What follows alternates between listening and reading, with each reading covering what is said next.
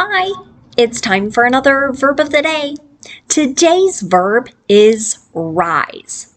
Let's take a look at some of the definitions or ways that we use this verb. And before I get in too deep, I just want to note there are so many different ways to use this particular verb. I've tried to identify some of the maybe most frequently used ways, and we're going to take a very deep dive into phrasal verbs in a few minutes, but I also want you to know if you've heard it used another way, but you don't see that particular definition discussed in this video, I'd encourage you to look it up or write a comment, ask a question.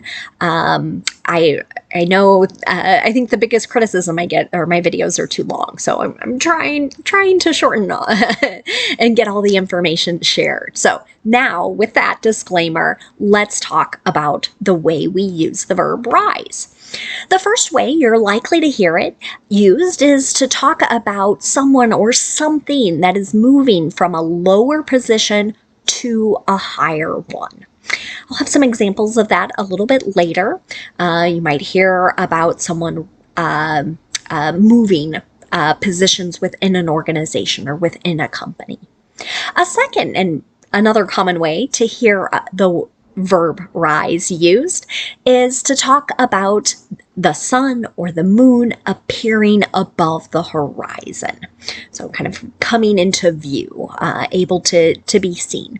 We could also refer to other kind of celestial objects as well with that particular definition. A third way you hear rise used is to talk about someone getting out of bed.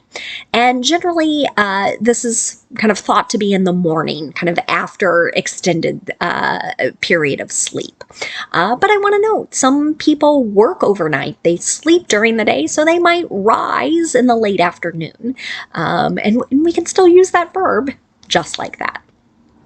A fourth way you'll hear the verb rise used is to mean to find the strength to respond adequately to a difficult situation. So with this definition, I really think of the phrase rise to the challenge or rise to the occasion. So sometimes this gets used in sports, talking about kind of challenging games or challenging competitions. But it doesn't have to be limited to just sports. Really, any sort of difficult situation where someone responds in kind of a positive way. You might think of kind of overcoming here with this particular definition. A fifth way we use the verb rise is to talk about constructing a building. So you might see homes rising in a particular neighborhood. That would be an example. A sixth way we can use this verb rise, I feel like I've heard so many different examples in movies, TV shows, literature, but it's that idea of people talking like, oh, that makes my hair rise. So the idea here is like the hair is standing on its end, so it's extended. Sometimes that might happen because someone is scared, shocked, or surprised, but usually there's some kind of emotional feeling that's causing that action. A seventh way you'll hear rise used is just to refer to an increasing number, an increasing size, an increasing amount or quality of something. You should know that rise is an irregular verb. To make the progressive tense, we need to drop the E and add ing to form rising. The past tense form of this verb requires a spelling change, so we're going to change the I to an O. We're going to have a long O here for the past tense form rose, rose. And then our participle form of this verb is risen, R-I-S-E-N. Now, I told you at the beginning we would have lots of phrasal verbs to discuss today, so we are going to begin that. The first you might hear is to rise above. And this can mean someone is overcoming something that's negative, or maybe they're just not being affected by some negative person, negative event, negative thing. An example of this might be, the athlete rose above adversity to become a star on the team.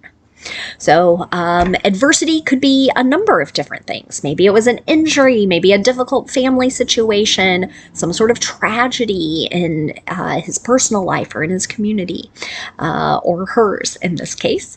And so this is the idea here. Overcame, I should say, since it's in the simple past tense, overcame that particular challenge or that difficult thing. Another phrasal verb you might hear is rise against. This can mean to rebel or revolt. An example of this: the tribal and indigenous communities rose against colonial government. So this particular sentence could be describing, just about any country, because we've had so much colonization in the world here. But it's another simple past tense sentence describing a rebel or a revolt. The next phrasal verb we're going to discuss is rise from. It can have a number of different meanings. We'll talk about 4 today. The first is to increase or extend upward from someplace. An example of this might be: school enrollment has risen from 500 in 2018 to 750 in 2022. So here we're talking about an increase in students. Second way we can use rise from would be to emerge or radiate, either from a group, place, or thing. Let's look at an example. A roar rose from the crowd when the singer took the stage, right? So we can kind of imagine maybe people are anxiously awaiting a particular performer, right? Once the crowd sees that performer, right, they start to cheer, and we're kind of describing that cheer as a roar, right? A really loud noise there. It's another simple past tense sentence. A third way to use rise from would be to originate. Again, this sort of means to have the beginning be. You might think of this as kind of a starting point. An example of this: the new third party has risen from citizens' dissatisfaction with the others. Okay? So many countries have kind of a two-party system, and there's a lot of criticism. Some people think that's great, especially if they come from communities or countries where there are a multitude of parties. But the idea here is this new party is originating. It's being created or started due to this dissatisfaction. Has risen from here is an example of the present perfect. That was also in our first rise from example. We've got another present perfect with our fourth meaning of rise from, and that is to be revitalized or reborn. Let's take a look at an example. The community's downtown district has risen from the tornado that tore through the town 2 years ago. So what this sentence is suggesting is that a tornado really devastated maybe all the businesses kind of in the heart of downtown. But maybe through different programs, rebuilding, etc., right? This new district, the businesses are back, they're operating, it's been revitalized or reborn. Okay, another present perfect there. Let's continue talking about more phrasal verbs with rise. The next one we're going to discuss is rise in. This can have 2 different meanings. One would be that increase or to have something grow larger. An example of that: the number of thefts has been rising in the last few months. So this number is increasing or growing larger. This is an example of the present perfect progressive or present perfect continuous. So we're noting something started in the past and it's continuing into the present. The second way we can use rise in is to mean to reach a more important or respected position. An example of this: she rose in the company quickly from manager to director. So again, we're talking usually about promotions in this case. The next phrasal verb we'll discuss is rise up. This can have a number of different meanings we'll talk about for today. The first is we're just talking about moving in a vertical manner. So, an example of this. The hot air balloons will rise up in the next hour, right? So they will go up in the air in a vertical manner. This is an example of the simple future using will. A second way we can use rise up is talking about someone moving in an upright position, so moving to a standing position. So they might be moving from sitting or from kneeling, maybe from lying down. An example of this. After praying, they rose up from their knees to sing a hymn. Okay, so here we're likely describing some folks who are worshiping, right, practicing their religion, right? And they're going to now stand up after they have been kneeling to sing a particular song. A third way to use rise up is to mean to increase in the amount or the quantity of something or the intensity of something. An example of this. As they listened to the new leader, hope rose up within them. Right? So the feeling they had maybe in their hearts and minds increased. It became more intense, this feeling of like, oh, things are going to be better. Our last phrasal verb can be rise up or rise up against. You'll hear them used in the same way. And again, this means to revolt or rebel. You might remember we talked about rise against as its own phrasal verb having a similar meaning. So, an example of this. Workers rose up against management's unfair practices and low wages.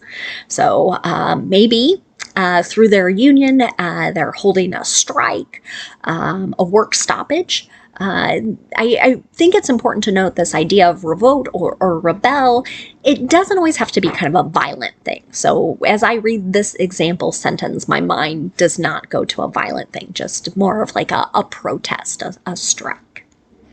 Now we'll take just a couple minutes to look at some words and a phrase related to our verb rise. And the first word we'll discuss is just the noun form of this word. So same spelling, same pronunciation. And like our verb rise, the noun rise can also have a number of different meanings. We're just going to discuss 3 of them. So the first could be referring to some upward movement, some type of advancement. An example of this.